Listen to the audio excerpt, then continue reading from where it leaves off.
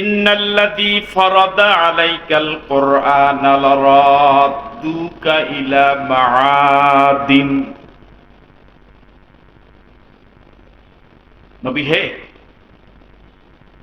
আপনি যে চলে যেতে বাধ্য হচ্ছেন, ওরা আপনাকে বাধ্য করছে, মক্কার প্রতি আপনার একটা টান রয়েছে, এটা আমার অজানা।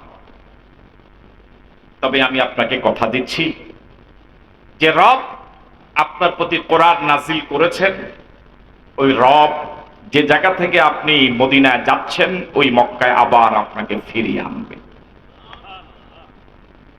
মনোযোগ নাই মনে আপনার? ওয়াদা করছেন কে? রাসূলের মন তখন মক্কার প্রতি একটু টান আছে না নাই? মক্কায় ফিরে আসার আকুতি আছে না নাই? আবেগ আছে না নাই? এই সময় আল্লাহ রাব্বুল আলামিন রাসূলকে সান্ত্বনা দিয়ে এক অভয় বাণী দিলেন। ইন্নাল্লাযী ফারাদা আলাইকাল কুরআনা লারাদ্দুকা ইলা মাআদিন। যিনি আপনার প্রতি কোরআন নাজিল করেছেন, তিনি আপনাকে আবার অবশ্যই এই এলাকায় ফিরিয়ে আনবেন। সুবহানাল্লাহ। এবার আপনাদের কাছে প্রশ্ন, যে নবী জন্মভূমিতে থাকতে পারছেন না, দলীয় শক্তি নেই, অবস্থানগত দিক থেকে একেবারে দুর্বল, না হলে কি আর জন্মভূমি কেউ ছাড়ে? এত দুর্বল, এত মাজলুম হওয়ার কারণেই তো তিনি তার জন্মভূমি ছেড়ে যেতে বাধ্য হচ্ছেন। তখন গোটা মক্কা ওদের দখলে।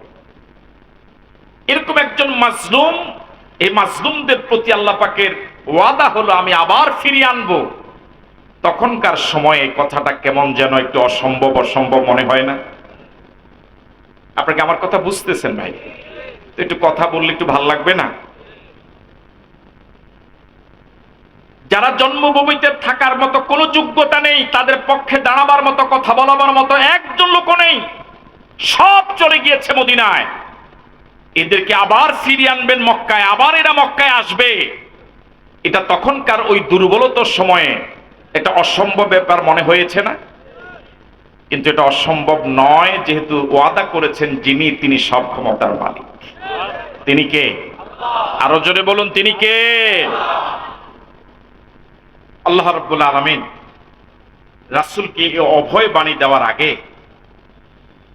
পৃথিবীতে যারা এরকম মাজলুম ছিল, চরম অসহায় ছিল, যাদের পক্ষে কেউ ছিল না, তাদের পাশে দাঁড়াবার মতো কেউ ছিল না, গোটা পৃথিবীতে চরম অসহায় ছিল, এদেরকে যে আল্লাহ রাব্বুল আলামিন গোটা পৃথিবীর উপরে প্রভাব বিস্তারকারী বানালেন, ক্ষমতাবান বানালেন, এরকম কয়েকটা উদাহরণ দিয়ে রাসূলকে বুঝালেন যে আল্লাহ রাব্বুল আলামিন মূসাকে এভাবে আবার দুনিয়াতে ফিরিয়ে আনলেন, মায়ের কোলে ফেরত দিলেন, ওই আল্লাহ রাব্বুল আলামিন আবার আপনাকে মদিনা থেকে মক্কায় ফিরিয়ে আনতে পারবেন।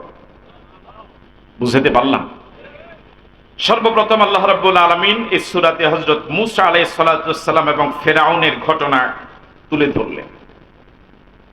গোটা পৃথিবীর সবচেয়ে বড় স্বৈরাচার যারা, তাদের মাঝে একজন হলো ফিরআউন।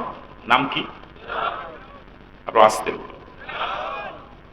হযরত মূসা আলাইহিস সালাতু ওয়াস সালামকে দুনিয়াতে আসতেই দিবেন, রাষ্ট্রীয় আইন জারি করলো, ছেলে সন্তান হলে জবে করা হবে, মেয়ে হলে জীবিত রাখা হবে। এই রাষ্ট্রীয় আইনকে পর্যদস্ত করে, ব্যর্থ করে আল্লাহ রাব্বুল আলামিন মূসাকে কি দুনিয়াতে এনেছিলেন? মূসা আলাইহিস সালাতু ওয়াস সালামকে মা আল্লাহ পাকের নির্দেশে নদীতে ফেলে দিয়েছিলেন। ফিরআউনের ঘরে গিয়ে লালিত পালিত হলো, মায়ের কোলে আবার আল্লাহ রাব্বুল আলামিন ফেরত দিলেন। পৃথিবীতে একমাত্র মা, একমাত্র নারী, যিনি তার নিজের পেটের সন্তানকে দুধও খাওয়ালেন, আবার সরকারি বেতনও দিলেন। বুঝতে পারিনি মানে? আল্লাহ রাব্বুল আলামিন এই ঘটনা বলে রাসূলকে সান্ত্বনা দিচ্ছেন, নবী হে, আপাতত আপনাকে পৃথিবীর সবচেয়ে মাজলুম মনে হয়, কিন্তু আমি আপনার কাছে উদাহরণ পেশ করছি। গোটা পৃথিবীর সবচেয়ে বড় সন্ত্রাসী ক্ষমতাধর ফিরআউন যেভাবে আইন করে মূসার আশাকে বন্ধ করতে পারে নাই, পৃথিবীতে মূসার আশাকে ঠেকাতে পারে নাই, আমি আল্লাহ মূসাকে দুনিয়াতে এনেছি, নদীর গর্ভ থেকে মূসাকে আবার মূসার মায়ের কোলে ফেরত দিয়েছি, সে আল্লাহই ওয়াদা দিচ্ছি আমি আপনাকে আবার মদিনা থেকে মক্কায় ফিরিয়ে আনবো। বর্তমান পৃথিবীতে তো এরকম মাজলুমদের অসংখ্য উদাহরণ রয়েছে পৃথিবীতে, আছে না নাই? যাদেরকে সব দিক থেকে জুলুম করে দুনিয়া থেকে শেষ করে দেওয়ার জন্য সব পরিকল্পনা করা হয়েছিল। দলীয় লোকেরাও মনে করেছে আর মাজার সোজা করে মনে হয় দাঁড়াতে পারবো। গোটা পৃথিবী মনে করেছিল এরা আর নতুন করে পৃথিবীর বুকে মাথা উঁচু করে দাঁড়াতে পারবে না। মাত্র অল্প কয়েক বছরের ব্যবধানে আল্লাহ রাব্বুল আলামিন এদেরকে আবার পৃথিবীতে মেরুদণ্ড সোজা করে দাঁড়াবার তৌফিক দিয়েছেন। বুঝে নাই কথা? দিয়েছেন, দেন নাই? তিনি কে? আসুন আমরা সে কথাই আপনাদেরকে শোনাবার চেষ্টা করি। এই সূরাতে আল্লাহ রাব্বুল আলামিন ফেরাউনের 5টা বৈশিষ্ট্যের কথা বলেছেন। কয়টা? ফেরাউন রাষ্ট্রীয় ক্ষমতা আসার পরে 5টা চরিত্রের প্রকাশ ঘটিয়েছে। কয়টা? গোটা পৃথিবীতে যারা ফেরাউনের অনুসারী, বিধর্মী হোক অথবা স্বৈরাচারী হোক, ইসলাম বিরোধী শাসক যারা, তারাও তাদের শাসনকালে 5টি কাজ করে থাকে।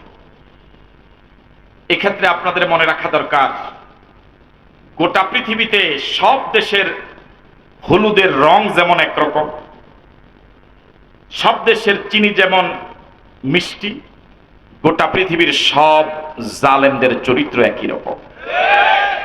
দেশ ভিন্ন, নাম ভিন্ন, দল ভিন্ন, কিন্তু গোটা পৃথিবীর অতীত এবং বর্তমান সব জালেমদের চরিত্র একই রকম। আল্লাহ রাব্বুল আলামিন বলেন তাসিদ মিম তিলকা আয়াতুল কিতাবিল মুবিন। এই আয়াতগুলো সুস্পষ্ট কিতাবের আয়াত, এর ভিতরে কোনো স্পষ্টতা নেই, কোনো গোজামিল নেই, একেবারে ক্লিয়ার, একেবারে আল মুবিন, একেবারে স্পষ্ট। আল্লাহ পাক শুরুতে ক্লিয়ার করলেন একেবারে স্পষ্ট।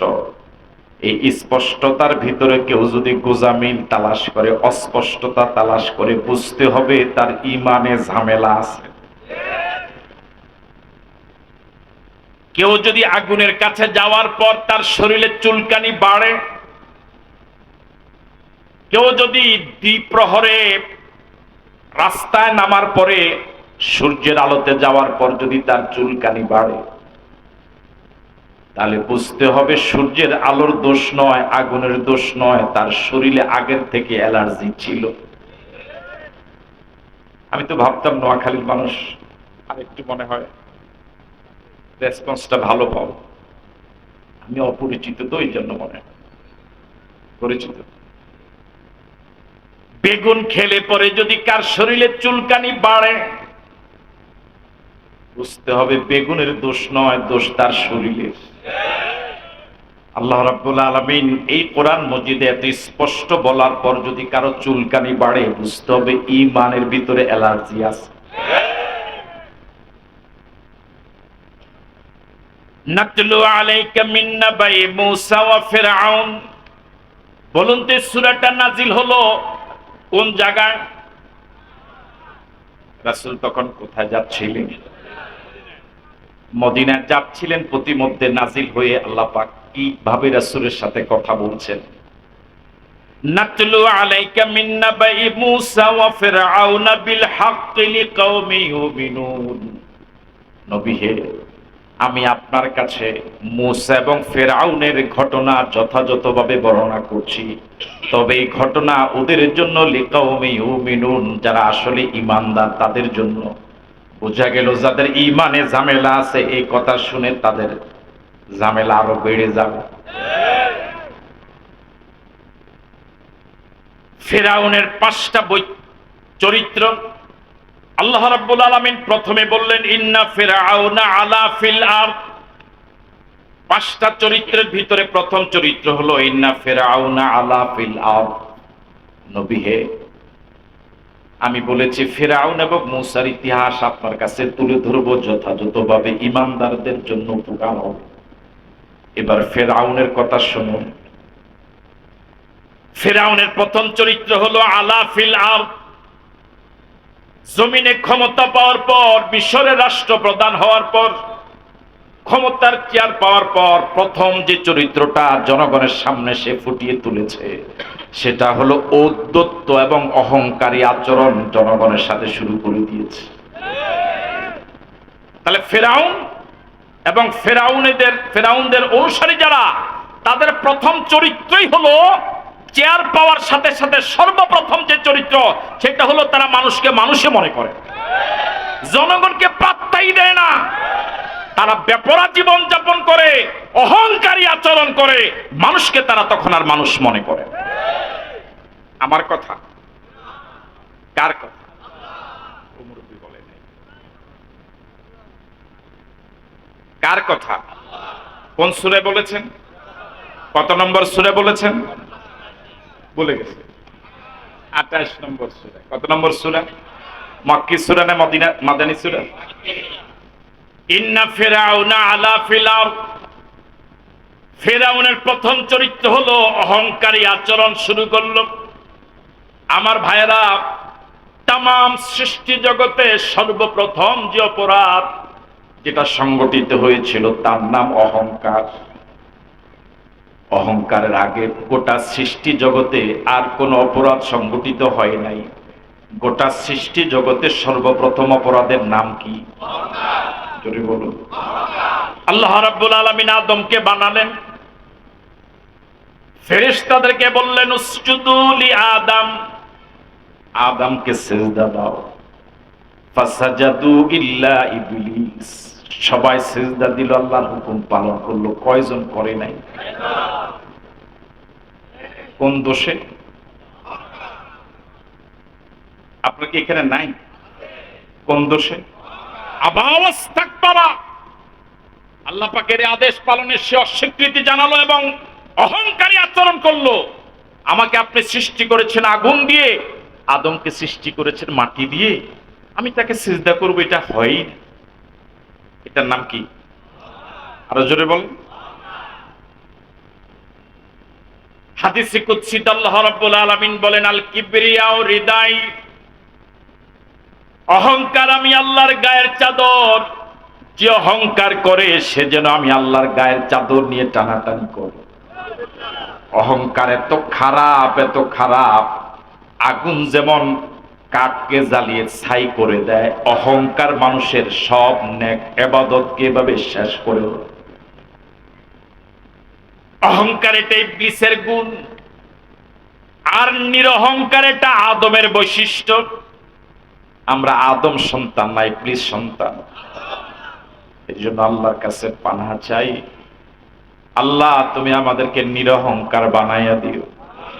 আরো জোরে বলি আমিন। অহংকার আমাদের ভিতরে কম বেশ সকলের ভিতরে আছে, আছে না? চেয়ার পাওয়ার পরে অহংকারের মাত্রা আরো কমে। মানুষ অহংকার করে টাকার, মানুষ অহংকার করে ক্ষমতার, মানুষ অহংকার করে কণ্ঠের, মানুষ অহংকার করে ইলমের, মানুষ অহংকার করে জনসংখ্যার, মানুষ অহংকার করে অস্ত্র বলের, মানুষ অহংকার করে সুন্দর চেহারা, মানুষ অহংকার করে সন্তানাদি। ঠিক নয় কি আমার ভাইরা? কোন বিষয়ের অহংকার করা যাবে না, বরং আল্লাহ পাক যদি গর্ব করার মতো কোন সম্পদ দিয়ে থাকেন প্রশংসা করা লাগবে কার? আরো জোরে বলুন কার? অহংকারের কারণে আমরা যারা নিজেদেরকে বড় আলেম মনে করি, অন্য আলেমকে পাত্তাই দেই না। আমি বড় বক্তা, সে তো বক্তাই না। এরকম লোক আছে না নাই? আমি বড় নেতা, ও কিচ্ছু না। আমার ভাইরা বিশ্বাস করেন, যে কথাটা আমাদের অঞ্চলে বহুল প্রচলিত, এই কথাটা আপনাদের এলাকায় নিশ্চয়ই আছে, অহংকার পতনের মূল। স্টেজে নাই মনে হয়, আপনি দেখবেন মাহফিলে সব কথা যা বলে কম বেশ সব প্যান্ডেলে বলে, স্টেজে বলেই, স্টেজে বলেই। হ্যাঁ, অহংকার পতনের মূল, এটা শুধু প্যান্ডেলে, স্টেজে নাই। এই এলাকা, এই কথা কি আপনাদের এলাকায় আছে? একটু ভালো করে চিন্তা করুন। অহংকার পতনের মূল,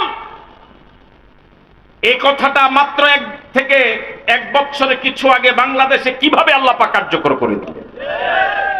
শুধু অহংকার, শুধু অহংকার, শুধু অহংকার, কাউকে পাত্তা দেয় নাই। ইন্না ফিরাউনা আলা ফিল আরদ, ক্ষমতা যাওয়ার পর আপনজনদেরকে পাত্তা দেয় নাই, কাউকে পরামর্শ নেয় নাই, ওলামায়ে কেরামের কথা শুনে নাই, হক্কানি পীর মাশায়েখের কথা শুনে নাই, সত্যিকারের দেশপ্রেমিক যারা তাদের কথা শুনে নাই, কাছের লোকদের কথা শুনে নাই, বরং এমন অহংকারী আচরণ করেছে দমন করার জন্য আমাদের ছাত্ররাই যথেষ্ট। বলে নাই? ওদের কথা, চেহারা, চাহনি সবটা ছিল অহংকার আর অহংকার। সুতরাং পরবর্তীদের জন্য এটা শিক্ষণীয়, পরবর্তী আমরা যারা আছি আমরা যেন আর অহংকার না করি, তাহলে একই গর্তে পড়া লাগবে।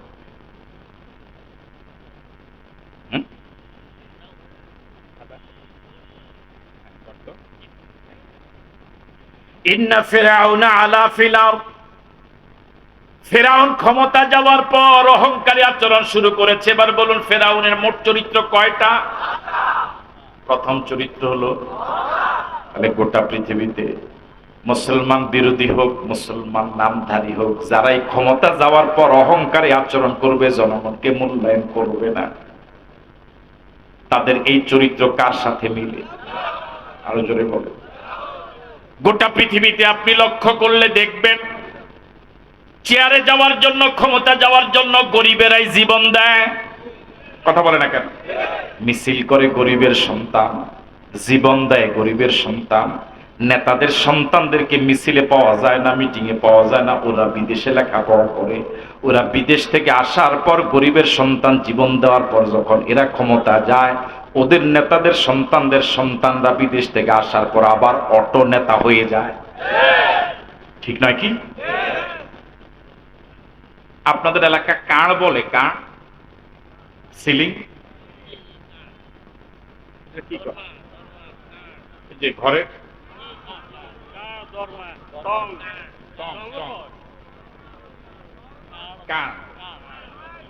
এখানে উঠে কি দিয়ে? মই, চঙ্গা। হ্যাঁ, হাতটা যাই হোক, বুঝলে তো।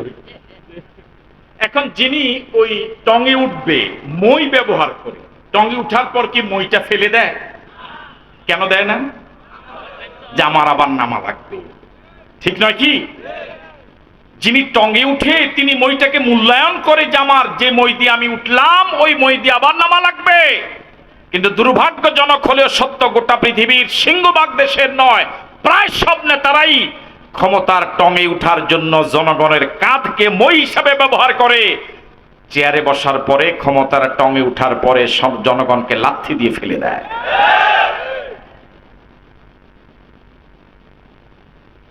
এটা পাওয়ার পরেই অহংকারী হয়ে যায়। দেশের গরিব মানুষ, খেটে খাওয়া মানুষ, দিন মজুর মানুষ, শ্রমজীবী মানুষ, রিক্সাওয়ালা, ঠেলাওয়ালা, কুলি মজুর, কত গরিব মানুষ কত কঠিন অসুখ ভোগ করে, ডাক্তার দেখাতে পারে না, ওষুধ খেতে পারে না, টাকা নাই, 3 বেলা পেট পুরে খেতে পারে না, মাছ বাজার দিয়ে যায় না, গেলে তো মন চাইবে মাছ কিনতে, টাকা নাই। এই গরিব মানুষদের রক্ত বেচা, রক্ত চোষা টাকা দিয়ে দেশ চলে। কিন্তু গরিবদের কথা কয়জন মনে রাখে? বরং গরিবদের সাথে ভালো আচরণ আমরা করি না অহংকারের কারণে। গরিবরা সালাম দিলে সালামের জবাব দেই না, গরিবদেরকে সালাম দেওয়া তো দূরের কথা।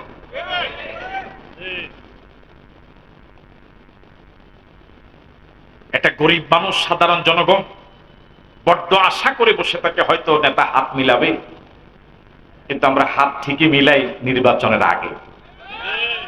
হ্যাঁ, কিসের আগে? এক ঘটনা শুনলাম এক জায়গায়, নির্বাচনের আগে তো খালি শুধু যারে দেখে কি মিলে হাত মিলে। আমরা এরকমই তো করি, কি দিন, কি রাত, কি সন্ধ্যা, কি ভোরবেলা। তো রাতের বেলা বের হয়েছে গণসংযোগের সামনে, মানুষের মতো মনে হলো, হাত মিলা, পরে জড়াই ধরছে, দেখেছে খাজুর গাছ।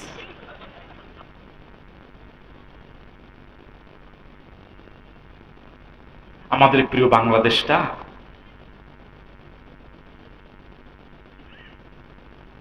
স্বাধীন হলো 54 বছর প্রায়। আমাদের অনেক পরে স্বাধীন হলো সিঙ্গাপুর। সিঙ্গাপুরে আমাদের দেশের কোন সন্তান গেলে তার বাবা মা গর্ববোধ করে আমার ছেলে সিঙ্গাপুর থাকে। আমরা পারলাম না আজ পৃথিবীতে একটা সমৃদ্ধ রাষ্ট্রে পরিণত হতে।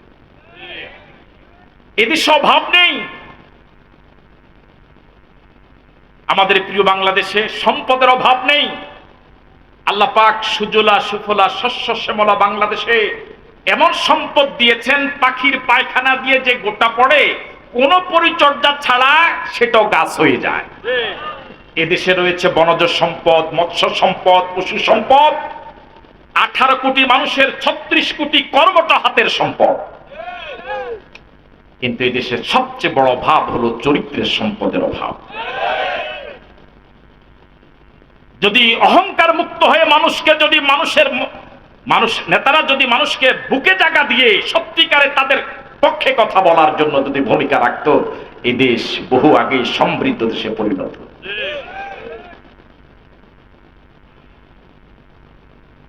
ইন্না ফিরআউনা আলা ফিল আরদ, ফিরআউনের প্রথম চরিত্র হলো জনগণের সাথে সরকারে আসার পর অহংকারী আচরণ করল। দ্বিতীয় চরিত্র হলো জাআলা আহলাহা শিয়া, দ্বিতীয় চরিত্র হলো ক্ষমতাটাকে পাকাপোক্ত করার জন্য, দীর্ঘমেয়াদী করার জন্য, একটা নির্ধারিত ডেট পর্যন্ত থাকার জন্য। মনে পড়ে তো আপনাদের? ভুলে গেছেন মনে হয়। ওয়াজাআলা আহলাহা শিয়া, চেয়ারকে পাকাপোক্ত করার জন্য, ক্ষমতাকে সমৃদ্ধ করার জন্য, স্থায়ী করার জন্য, দীর্ঘস্থায়ী করার জন্য এবং কি আজীবন থাকার জন্য দ্বিতীয় সে যে কর্মসূচিটা পালন করেছে সেটা হলো জাআলা আলাহা শিয়া, মিশরের সব জনগণকে বিভিন্ন দলে উপদলে সে বিভক্ত করে এক দলের সাথে আরেক দলকে লাগাইয়া রাখছে। জনগণের ভিতরে এত গ্রুপ এত গ্রুপ এত গ্রুপ সে লালন করে ফালে। জনগণ নিজের ভিতরে নিজেরা মারামারি করে তো সময় পায় না, সরকারের বিরুদ্ধে আন্দোলন করবে কখন? বুঝতে পারিনি মনে হয়? বুঝতেছেন? এটা কার ফর্মুলা? কথা কেন কার ফর্মুলা? আল্লাহ তো সব বলে দিয়েছেন, ফেরাউনের চরিত্র, মুসার চরিত্র। এখন আমরা তো এগুলো জানি না, বুঝি না। ওয়াজাআলা আলাহা শিয়া, শিয়াতুনের জমা শিয়া, দল উপদল, শুধু ভাগ, শুধু কি? আমাদের বাংলাদেশে এই অবস্থা আছে না? বাংলাদেশে আসার আগে গোটা পৃথিবীতে দেখেন ইসলাম বিরোধীরা, আল্লাহ বিরোধীরা, নবী বিরোধীরা গোটা পৃথিবীর মুসলিম রাষ্ট্রগুলোর ভিতরে একটার বিরুদ্ধে আরেকটারে লাগায় রাখছে। কথা কয় না কেন? গোটা পৃথিবীর প্রায় 200 কোটি মুসলমান, 200 কোটি মুসলমান যদি এক জায়গায় পেশাব করে, বিধর্মীরা মুসলমানদের পেশাবে বেঁচে যাওয়ার কথা। 200 কোটি পাথর কুচি যদি এক জায়গায় স্তূপ করা হয়, বিশাল হিমালয় পাহাড় হয়ে যাওয়ার কথা। কিন্তু 200 কোটি মুসলমান আজ বিধর্মীদের কাছে পাত্তাই পায় না, যেহেতু মুসলমানদের ভিতরে ঐক্যের শক্তির প্রচন্ড অভাব। লাগায় রাখছে কারা? কথা কয় না? ওয়াজাআলা আলাহা শিয়া, ফিরআউন তার দেশের জনগণের ভিতরে বিভিন্ন দল উপদল বিভিন্ন ভাগে বিভক্ত করে রেখেছে। এটা ফেরাউনের একটা কৌশল, ফেরাউনের রাষ্ট্রনীতি, ফেরাউনের একটা চরিত্র। আজ গোটা পৃথিবীতে যারা জনগণকে ঐক্যবদ্ধ হতে দেয় না, বরং বিভিন্ন ভাগে বিভাগে বিভাজন করে রেখেছে, এই চরিত্র হলো ফেরাউনের চরিত্র। কি চরিত্র? আরো জোরে বলুন। আমাদের প্রিয় মাতৃভূমি বাংলাদেশ, পৃথিবীর দ্বিতীয় বৃহত্তম মুসলিম বাংলাদেশ, লক্ষ লক্ষ আলেম ওলামার দেশ, লক্ষ লক্ষ মসজিদ মাদ্রাসা খানকা মক্তবের দেশ, হাজার হাজার পীর মাশায়েখের দেশ, শাহজালাল শাহ পরানের দেশে ওলামায়ে কেরাম যদি ঐক্যবদ্ধ থাকতেন, যদি এভাবে বিভিন্ন দলে উপদলে বিভক্ত না হতেন, অন্তত কোরআনের রাষ্ট্র কায়েমের এই মৌলিক নীতিতে যদি একতাবদ্ধ হতেন, আল্লাহর কসম ইসলামের বিরুদ্ধে কথা বলার সাহস কারো হতো না। কথা বলে ঠিক নয় কি? ওয়াতাসিমু বিহাবলিল্লাহি জামিআ, আল্লাহর নির্দেশ হলো ওয়াতাসিমু বিহাবলিল্লাহি জামিআ, তোমরা যারা এই কোরআনকে বিশ্বাস করে, কোরআন হলো হাবলুল্লাহ, এর একমাত্র হলো আল্লাহর হাতে। আল্লাহ ছেড়ে দিলেন এটা দুনিয়ায়। এই কোরআনকে যারা বিশ্বাস করে আল্লাহ পাক তাদের প্রতি নির্দেশ দিয়েছেন আমরের ছিগা, ওয়াতাসিমু বিহাবলিল্লাহি জামিআ, তোমরা যারা এই কোরআনকে বিশ্বাস করো সকলে মিলে কোরআনকে মজবুত ভাবে আঁকড়ায় ধরো। আল্লাহু আকবার। ওয়ালা তাফাররাকু, আল্লাহ পাকের নির্দেশ হলো বিচ্ছিন্ন হইও না, বিক্ষিপ্ত হইও না। দল আলাদা থাকতে পারে, মার্কা আলাদা থাকতে পারে, ব্যানার আলাদা থাকতে পারে, নেতা আলাদা থাকতে পারে, কিন্তু কোরআনের ব্যাপারে, কোরআন রাষ্ট্র কায়েমের ব্যাপারে সকলকে ঐক্যবদ্ধ হতেই হবে। সবাই একদল করবে বিষয়টা এরকম, কিন্তু কোরআনের রাষ্ট্রের ব্যাপারে, দেশমাতৃকার ব্যাপারে, স্বাধীনতার সার্বভৌমত্বের ব্যাপারে, দেশের জনগণকে ভালোবাসার ব্যাপারে, দেশ বিরোধীদের ব্যাপারে, সব মৌলিক ব্যাপারে সবাইকে কোরআনের খাতিরে ঐক্যবদ্ধ হতেই হবে। এটা কার নির্দেশ? আমরা কি চাই আমাদের বাংলাদেশ কোরআন দিয়ে চলুক? এটা কি চাই? কারা কারা চাই না হাত তোলেন তো দেখি। অবস্থা দেখছেন? আমাদের বাংলাদেশিদের একটা দোষ হলো জোশ ভালো, কিন্তু অনেক সময় জোশের সময় কি থাকে না। জোশ তো ভালো হুঁশ সহ, পাগড়ি তো ভালো লুঙ্গি সহ। বুঝাতে পারিনি? আমরা কি চাই আমাদের প্রিয় জমিনে বাংলাদেশ আল্লাহর কোরআন দিয়ে চলুক? এটা কি চাই? সবাই চাই। কারা কারা চাইবার দু হাত তুলে দেখান তো দেখি।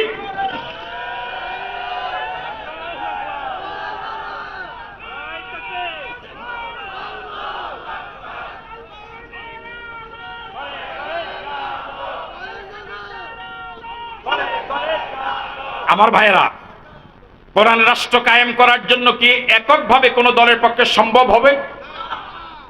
সকল ইসলামী দলগুলোর ভিতরে ঐক্যবদ্ধ একটা প্রচেষ্টা হলে কোরআনের রাষ্ট্র কায়েম করা, ইনসাফ ভিত্তিক রাষ্ট্র কায়েম করা, এমন একটি রাষ্ট্র যে রাষ্ট্রের দল মত ধর্ম বর্ণ নির্বিশেষে সকল মানুষ তার নাগরিক অধিকার ফিরে পাবে, কোরআনের দেওয়া অধিকার ফিরে পাবে, সকল মানুষ শান্তিতে বসবাস করে বাংলাদেশ একটা শান্তির নিরাপদ রাষ্ট্রে পরিণত হবে। এমন একটা রাষ্ট্র কায়েম করার জন্য সকল ইসলামী মুসলিম দলগুলোর ঐক্যবদ্ধ হওয়া দরকার। কিন্তু আমরা একতাবদ্ধ হতে পারি না। ওই ফেরাউনি চরিত্র যাদের, তারা আমাদের ভিতরে কি লাগায় রাখছে? কথা কয় না কেন? আপনারা কি আছেন? আপনারা এর টুপি বেশি উঁচা, সুতরাং এর সাথে আপনাকে আসেন এখানে না গেছেন, আবার ওনার টুপি মাথার সাথে লাগান, ওনার সাথে কি করা যাবে না। ওনার চুলটা এমন কেন? ওনার সাথে লাগাইতেছেন না তো, ঐক্য হওয়া যাবে না। আবার আমার এই টুপিটা এমন কেন? এটার সাথে কি হওয়া যাবে না। এই দেখেন আমরা এখানে ৮-১০ জন যারা সৃষ্টি, যে কারো টুপির সাথে কারো টুপির কি নাই, মিল নাই। সুতরাং যেহেতু সেহেতু, বুঝতে পারিনি।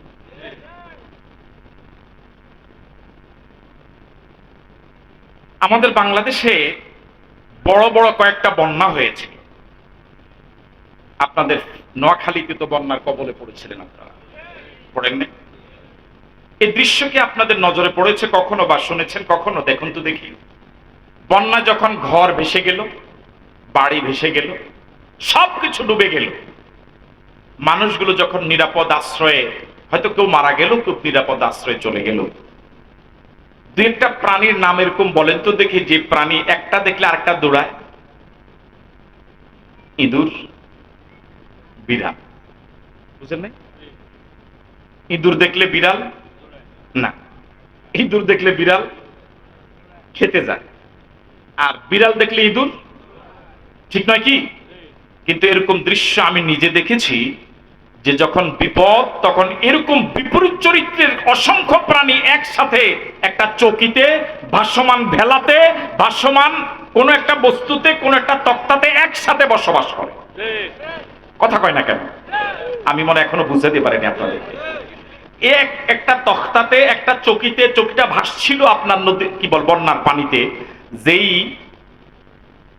চকিতে এরকম কয়েকটা প্রাণী আছে যে প্রাণী একসাথে বসবাস করার কথা না, একটা দেখলে আরেকটা কি করে, দৌড় দেয়, একটা দেখলে আরেকটা আক্রমণ করে খেয়ে ফেলে। কিন্তু যখন দেখেছে বিপদ, তখন বিড়াল তার পাশে যে ইঁদুরটা বসা, ইঁদুরকে আক্রমণ করে না। যখন দেখেছে বিপদ, বিড়াল দেখে ইঁদুরটা দৌড় দেয় না। ঠিক নয় কি? হ্যাঁ, মুরব্বী বলেছেন বাঘ এবং ছাগল একসাথে বসবাস করে, অথচ দুইজনের চরিত্র সম্পূর্ণ আলাদা। আকীদা মনে মিল আছে? আকীদার মিল আছে? সম্পূর্ণ আলাদা। যখন দেখেছে বিপদ, সব ভুলে গিয়ে চরিত্র আপনার বিপদকে সামনে রেখে সব এক হয়ে গিয়েছে। একটা প্রাণী থেকে যদি আমাদের শিক্ষা নিতে হয়, তাহলে বাংলাদেশের এই কঠিন পরিস্থিতিতে শাহজালাল শাহপরানের দেশে, লক্ষ লক্ষ আলেম ওলামা দেশে, যারা দেশের জন্য জীবন দিয়েছেন ৭১ সনে মুক্তিযুদ্ধে, যারা জীবন দিয়েছেন পরপর ২৪০০ যারা জীবন দিল, এত অসংখ্য জীবনের বিনিময়ে আজও যদি একটা মানুষের জন্য কল্যাণকর রাষ্ট্র যদি আমরা বানাতে না পারি, ঐক্যবদ্ধ হয়ে ইসলামী রাষ্ট্র যদি বানাতে না পারি, এর থেকে দুর্ভাগ্য আর হতে পারে না। আল্লাহ তুমি আমাদেরকে একতাবদ্ধ হওয়ার তৌফিক দান করো। আমাদের ভিতরে সব হিংসা বিদ্বেষগুলো তুমি দূর করে দাও। আল্লাহ আমাদের একে অপরের প্রতি শ্রদ্ধাবোধ তুমি বৃদ্ধি করে দাও। একে অপরকে বুকে নেওয়ার তুমি তৌফিক দান করো। তাহলে ফেরাউনের কয়টা বৈশিষ্ট্য? এক, ও বলে নাই তো, এক, দুই, দীর্ঘমেয়াদী ক্ষমতা থাকার জন্য কি করে? দলে দলে বিভক্ত করে। এমন বিভক্ত, একেবারে ছোট দল বড় দল এমন কোন দল নাই যে দলের ভিতরে এরা বিভিন্ন ভাবে হুইসপারিং করে, বিভিন্ন লোভনীয় অফার দিয়ে মৌলিকভাবে কোরআন রাষ্ট্র কায়েম করার জন্য, একটা কল্যাণ ভালো রাষ্ট্র কায়েম করার জন্য যা যা প্রতিবন্ধকতা সব তারা সৃষ্টি করে।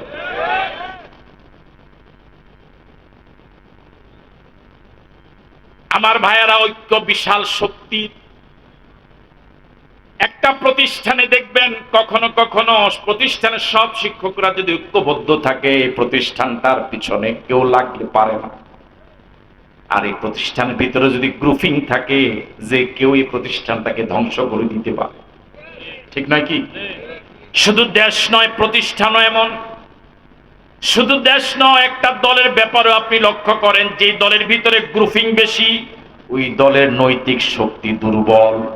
যেই দলের ভিতরে গ্রুপিং নাই, সকলে ঐক্যবদ্ধ, ওই দলের নৈতিক শক্তি অনেক বেশি।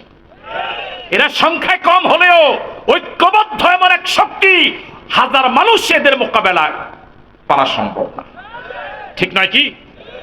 ঐক্যবদ্ধ ১০ জন, এই ১০ জনে একে অপরের প্রতি এমন শ্রদ্ধাশীল, এমন একতাবদ্ধ যে আমরা মরলে ১০ জন মরব, বাঁচলে ১০ জন বাঁচবো। এরকম যদি কমিটমেন্টবদ্ধ হয়, তাহলে ১০০০ মোকাবেলায় ১০ জন যদি হুঙ্কার দেয়, নারায়ে তাকবীর বলে, ওই ১০০০ যে ১০০০ ভিতরে ঐক্য নাই, নৈতিক শক্তি নাই, গ্রুপিং এবং দলাদলি, দেখবেন ১০ জনের আল্লাহু আকবার স্লোগানে ১০০০ পালাবে। ঠিক নাকি?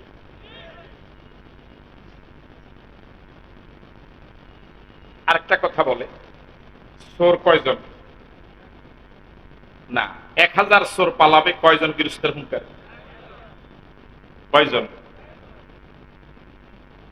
একটা পরিবারেও দেখেন ৫ ভাই যদি ঐক্যবদ্ধ থাকে, এরা যদি খুব বেশি ধনী না হয়, সব ভাই যদি একতাবদ্ধ থাকে, এই এলাকার অনেক ধনী পরিবার, অনেক অহংকারী পরিবার এই ৫ ভাইয়ের সাথে পারবে না। ঠিক নাকি? আপনি লক্ষ্য করেন, আমাদের দেশের সিএনজি ড্রাইভার ভাইয়েরা, রিক্সাওয়ালা, অটোওয়ালা ড্রাইভার ভাইয়েরা, তাদের ভিতরে কিন্তু একটা ঐক্য আছে না? আমি কি সত্য বললাম? একটা সিএনজি যদি তার গ্যাস শেষ হয়ে যায় রাস্তার ভিতরে, পাশে এরকম আমি অনেক দেখেছি, আরেকটা সিএনজি চলমান, সে আপনার এখানে দাঁড়ায়, তার এখানে প্যাসেঞ্জার ছিল, সে প্যাসেঞ্জার অন্য জায়গায় দিয়ে অথবা যে কোনো একটা ব্যবস্থা করে তাকে পিছনে বেঁধে নিয়ে যায়। দেখছেন আপনি? আপনি একটা সিএনজির সাথে আপনার হুন্ডা ধাক্কা লেগেছে, দেখবেন আপনি একা আর তারা 50-60 জন সব ওই এক সিনজিওলার পক্ষে ঐক্যবদ্ধ হয়ে এখানে একটা শক্তি প্রদর্শন করছে, ঠিক নয় কি? সব জায়গায় ঐক্যের একটা সুফল আছে না নাই? আল্লাহ আমাদেরকে ঐক্যবদ্ধ হওয়ার তৌফিক দান করুন। বাংলাদেশের এই কঠিন পরিস্থিতিতে সত্যিকারের দেশপ্রেমিক যারা, সত্যিকারের দেশকে যারা ভালোবাসে, যারা সত্যিকারের দেশটাকে জালেমের কবল থেকে পরিত্রাণ দিয়ে একটা সুন্দর পরিবেশে আবার দেশটাকে গড়ে তোলার স্বপ্ন দেখে, তাদেরকে আল্লাহ ঐক্যবদ্ধ হওয়ার তৌফিক দান করুন। ফেরাউনের চরিত্র গেল কয়টা? 3 নম্বর হলো ইয়াস্তাদিফু তায়ফাতান মিনহুম। ফেরাউনের দ্বিতীয় চরিত্র হলো সব দলগুলোকে ছোট ছোট দলে, জনগণকে বিভিন্ন দলে উপদলে বিভক্ত করার পর সব দলের বিরুদ্ধে একসাথে মামলা দেয় না, সব দলকে একসাথে জেলে ঢুকায় না, সব দলকে একসাথে ফাঁসি দেয় না, সব দলের বিরুদ্ধে একসাথে অ্যাকশনে যায় না, বরং ছোট ছোট দলে বিভক্ত করার পর তাদের নৈতিক শক্তি যখন দুর্বল হয়ে গেল, এর ভিতরে যেই দলটা একটু মাথা ছাড়া দিয়ে ওঠার সম্ভাবনা, তাদেরকে শেষ করে দেয়। বুঝতে পারি নাই? প্রথম কাজ হলো দলে দলে বিভক্ত করে তাদের নৈতিক শক্তি কি করে দিল? দুর্বল করে দিল। এখন এক দলকে যদি ফাঁসি দেয়, বাকি দলগুলো তার পাশে। এখন এক দলকে যদি জেলে ঢুকায়, বাকি দলগুলোকে কি করবে না? বাকি দলগুলো তার পাশে। যেহেতু আগে কি করে দিছে, দিঘি দিঘি বুঝছেন আপনাদের? এটা মনে বুঝছেন বালাকা, এটা মনে ভালো বুঝছে, এই শব্দটা ভালো বুঝছে। দিঘি আগা ভাঙ্গা দিচ্ছে যেহেতু, এখন এই হুজুরে যত কিলা, এই হুজুরে মিষ্টি খাওয়াইব। বুঝেন না কথা? যেহেতু এই হুজুর আর এই হুজুরে আগে একটু মিল ছিল, এখন কি করে দিছে? ভাঙ্গা এই হুজুরে বুঝাইছে তে তোর শত্রু, এই হুজুরে বুঝাইছে তে তোর শত্রু। সুতরাং এই হুজুর যখন জেলে যাবে, এই হুজুরে কি হবে? আর এই হুজুরে যখন ফাঁসির রায় হবে, এই হুজুরে তখন লাভ দিবে। বুঝতে পারি নাই? এবার বলুন তো দেখি, এক দল আরেক দলের বিরুদ্ধে যদি ঐক্যবদ্ধ, বিরোধিতা না করে যদি ঐক্যবদ্ধ থাকতো, তাহলে কি এরকম খুশি প্রকাশ করত? 3 নম্বর কাজ হলো ইয়াস্তাদিফু তায়ফাতান মিনহুম। মিশরের বিভক্ত করা অসংখ্য দল উপদলের ভিতরে যে দলটা একটু কি বিভক্ত করার পরও একটা দলটা কি করতে পারে নাই, বিভক্ত করতে 100 দল করছে, 200 দল করছে, কিন্তু দেখা গেছে 200 দলের ভিতরে তে মনে হয় একটু শক্তিশালী, তারে মনে হয় কি করা যাবে না, আলাদা করা। ইয়াস্তাদিফু তায়ফাতান মিনহুম, বিভক্ত করা অসংখ্য দলগুলোর ভিতরে সব দলগুলোকে একসাথে ফেরাউন ধরে না, সবগুলোর ধরলে পারবে না। বুদ্ধি আছে না নাই? এই জন্য এর ভিতরে একটা দলকে বিভিন্ন ভাবে হামলা দিয়ে, মামলা দিয়ে, জেল দিয়ে, জরিমানা দিয়ে, অফিস জ্বালাইয়া, গোপন বৈঠকের অজুহাতে, মিছিল মিটিং এ নিষেধাজ্ঞা দিয়ে, বিভিন্ন ভাবে ফাঁসির রায় দিয়ে একটা দলকে দুর্বল করে। কয়টা দল? ইয়াস্তাদিফু তায়ফাতান মিনহুম, বিভক্ত হওয়া অসংখ্য দলের ভিতরে প্রথম ধরে কয়টা? এই একটা দলকে যখন ধরে ফেরাউন, তখন যদি অন্য বিভক্ত হওয়া দলগুলো যদি চিন্তা করত, গবেষণা করে যখন সিদ্ধান্ত নিত, শিক্ষা নিত, প্রথম তারে ধরছে, এটা বড় এই জন্য ধরছে, এরপরে আমারে ধরবে, এরপর তোরে ধরবে। এই জন্য এখনই সময়, প্রথমটারে যেহেতু ধরছে, আমরা সবাই এক হয়ে যাই, তাহলে প্রথমটাকে ফাঁসি দেওয়ার সাহস পেত না। কথা বলেন ঠিক নয় কি? ফেরাউন সফল হয়েছে না হয়নি? কয়টা চরিত্র গেল? 4 নম্বর হলো ইউযাব্বিহু আবনাহুম। ফেরাউন তার ক্ষমতাকে দীর্ঘস্থায়ী করার জন্য, তার প্রতিদ্বন্দ্বী যেন আর কেউ না হয়, আজীবন ক্ষমতা থাকার জন্য, আমি এখন, পরে আমার ছেলে, এরপর আমার মেয়ে, এরপর আমার নাতি, এরপর আমার পুন্তি, হ্যাঁ, দীর্ঘস্থায়ী করার জন্য ইউযাব্বিহু আবনাহুম। গোটা মিশরে ফেরাউন রাষ্ট্রীয় ফরমান জারি করেছে, কোন মা যদি পুত্র সন্তান জন্ম দেয়, কি করে দেওয়া হবে? আরো জোরে বলো, কি করে দেওয়া হবে? তার মানে হলো যারা পুরুষত্ব যাদের ভিতরে আছে, পুরুষত্ব যাদের ভিতরে আছে, যারা ফেরাউনের রাষ্ট্রে ক্ষমতার প্রতিদ্বন্দ্বী হওয়ার সম্ভাবনা, রাষ্ট্রে প্রতিবাদ করার সম্ভাবনা, রাজপথে মিছিল করার সম্ভাবনা, তাদেরকে সে থাকতে দিবে না, বরং কি করে দিবে? এই আমল গোটা পৃথিবীতে ফেরাউনরা করেছে না করে নাই? আমাদের বাংলাদেশে মনে হয় করেনি। হ্যাঁ, আপনি যতক্ষণ পর্যন্ত মসজিদে মাদ্রাসা বসে থাকবেন, রাজপথে নামবেন না, ওদের ক্ষমতার প্রতিদ্বন্দ্বী হবেন না, ওরা যতক্ষণ পর্যন্ত আপনাকে প্রতিবন্ধক মনে না করবে, অতক্ষণ পর্যন্ত আপনার বিরোধিতা ওরা করবে না, বরং হাদিয়া তোফা আপনাকে ওরাই দিবে। যখনই আপনাকে মনে করবে আপনি রাজপথে নামার শক্তি অর্জন করেছেন, ওদের ক্ষমতার প্রতিদ্বন্দ্বী, তখনই আপনার গলা ওরা আপনার দেহের সাথে থাকতে দিবে না। এটা কার বৈশিষ্ট্য? আরো জোরে বলেন কার? 5 নম্বর হলো ইয়াস্তাহি নিসাহুম। ফেরাউন বলেছে, আমার রাষ্ট্রের ভিতরে মেয়ে যদি কোনো মা জন্ম দেয়, মেয়েদের বিরুদ্ধে রাষ্ট্রীয় কোনো অ্যাকশন নাই। তার কারণ এই মেয়েরা আমার ক্ষমতার প্রতিদ্বন্দ্বী হবে না, এই মেয়েরা রাজপথে নামবে না, এই মেয়েরা আমার ক্ষমতার ক্ষেত্রে বাধা হবে না। সুতরাং মেয়ে যত হয় আপত্তি নাই, আপত্তি শুধু রাজপথে নামার আমার ক্ষমতার প্রতিদ্বন্দ্বী যারা, তারা। বুঝতেছেন কথা? তাহলে চরিত্র কয়টা? এই 5 চরিত্র বর্ণনা করার পরে এবার আল্লাহ রাব্বুল আলামিন বলেন, ইন্নাহু কানা মিনাল মুফসিদিন। ও পৃথিবীর মানুষেরা শোনো, যে ফেরাউনি 5 চরিত্রের অধিকারী, তার ব্যাপারে আমি আল্লাহর রায় হলো, ফতুয়া হলো, সিদ্ধান্ত হলো, ইন্নাহু কানা মিনাল মুফসিদিন। এই পৃথিবীতে যারাই সন্ত্রাসী ছিল, ফেরাউন সে সন্ত্রাসীদের একজন। ফেরাউন কি? এই কথাটা বলতে পারলেন না। ফেরাউন কি? আরো জোরে বলেন।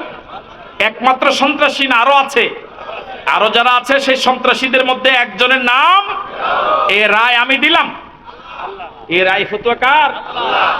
আপনারা বাংলা যাকে সন্ত্রাস বলেন, ইংরেজিতে যাকে টেরোরিজম বলে, কোরআন তাকে আল ফাসাদ ফিল আরদ বলে। আপনারা যাকে সন্ত্রাসী বলেন, ইংরেজি যাকে টেররিস্ট বলা হয়, কোরআন তাকে আল মুফসিদুনা ফিল আরদ বলে। যারা জমিনে সন্ত্রাসী কার্যকলাপ করে তাদেরকে টেররিস্ট বলা হয়, মুফসিদুনা ফিল আরদ বলা হয়, বাংলায় বলা হয় সন্ত্রাসী। আল্লাহ রাব্বুল আলামিন বলেন, ইন্নাহু কানা মিনাল মুফসিদিন। যারা ক্ষমতা আসার পর অহংকারে আচরণ জনগণের সাথে করে, যারা জনগণকে বিভক্ত করে রাখে, যারা জনগণের ভিতরে বিভক্ত হয়, জনগণের ভিতরে একটা দলকে জুলুম এবং নির্যাতনের মাত্রা বাড়িয়ে দেয়, যারা পুত্র সন্তানদেরকে জবা করে, মহিলাদেরকে যারা জীবিত রাখে, এই চরিত্র যাদের, আল্লাহ পাক বলেছেন এরা নিশ্চয়ই সন্ত্রাসী। এই কাজগুলো করেছে ফেরাউন। ফেরাউন একজন সন্ত্রাসী। ফেরাউন কি? আরো জোরে বলেন। আমার ভাইয়েরা, গোটা পৃথিবীতে বর্তমানে এই কাজগুলোই ফেরাউনের চরিত্রে এই কাজগুলো করছে। গোটা পৃথিবীতে ইসলাম বিরোধী যারা ইহুদি এবং খ্রিস্টানেরা গোটা পৃথিবীকে তারা তছনছ করে দিচ্ছে। ফিলিস্তিনের গাজার মুসলমানদের নিরীহ শিশুদের, নারীদের কি অপরাধ ছিল?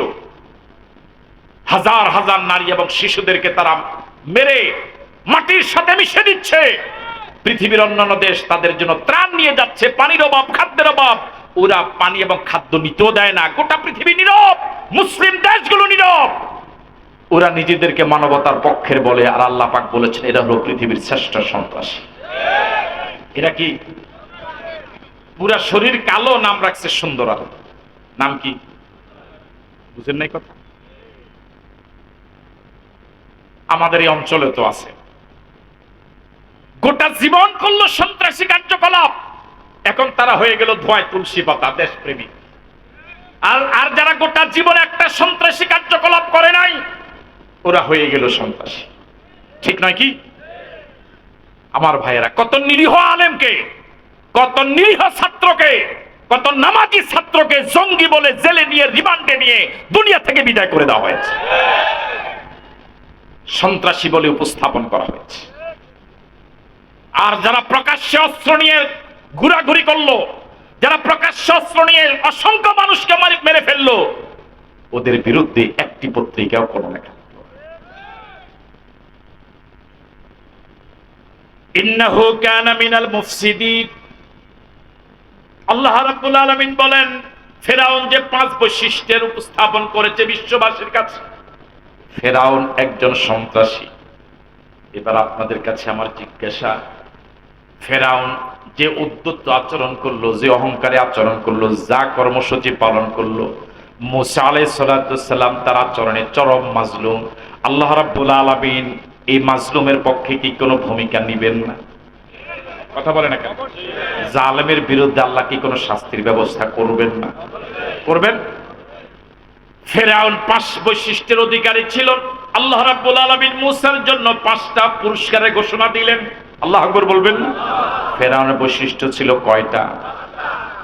মাজলুম ছিলেন কে? জালেম ছিল কে? ফেরাউনের বৈশিষ্ট্য কর্মসূচি ছিল 5টা, মাজলুম ছিলেন মূসা। আল্লাহ রাব্বুল আলামিন মূসার জন্য 5টা কর্মসূচি দিলেন। আল্লাহু আকবার। وَنُرِيدُ أَن نَّمُنَّ عَلَى الَّذِينَ اسْتُضْعِفُوا فِي الْأَرْضِ وَنَجْعَلَهُمْ أَئِمَّةً وَنَجْعَلَهُمُ الْوَارِثِينَ وَنُمَكِّنَ لَهُمْ فِي الْأَرْضِ وَنُرِيَ فِرْعَوْنَ وَهَامَانَ وَجُنُودَهُمَا مِنْهُمْ مَا كَانُوا يَحْذَرُونَ। আমরা বলি আলহামদুলিল্লাহ। আমি আজ 5টা পুরস্কারের কথা শুরু করলাম না, এই জন্য শুরু করলে শেষ করা লাগবে, লম্বা সময় লেগে যাবে। আমাদের প্রধান মেহমান যার কথা শুরুতে বলছিলাম, অনেক লম্বা সফর করে মুসাফির মানুষ, তিনি এসে উপস্থিত হয়েছেন। তার সুন্দর জ্বালাময়ী চমৎকার আলোচনা আপনারা শুনে এই মাহফিলের সমাপ্ত করবেন সুন্দরভাবে, সে আহ্বান রেখে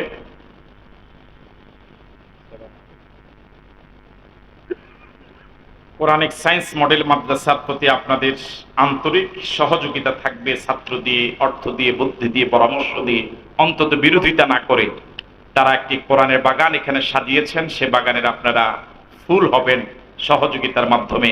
সে উদাত্ত আহ্বান জানিয়ে আমি আমার আলোচনা এখানে শেষ করে বিদায় নিচ্ছি। দোয়া চাচ্ছি আল্লাহ রাব্বুল আলামিন যেন আমাদের সকলকে যতদিন বেঁচে থাকি ঈমানের উপরে বাঁচার তৌফিক দান করেন, সুস্থতার নিয়ামত দান করেন। যেদিন মরে যাব ঈমান নিয়ে কবর যাওয়ার তৌফিক দান করুন। আমা তৌফিক ইল্লা বিল্লাহ। আসসালামু আলাইকুম ওয়া রাহমাতুল্লাহি ওয়া বারাকাতুহু।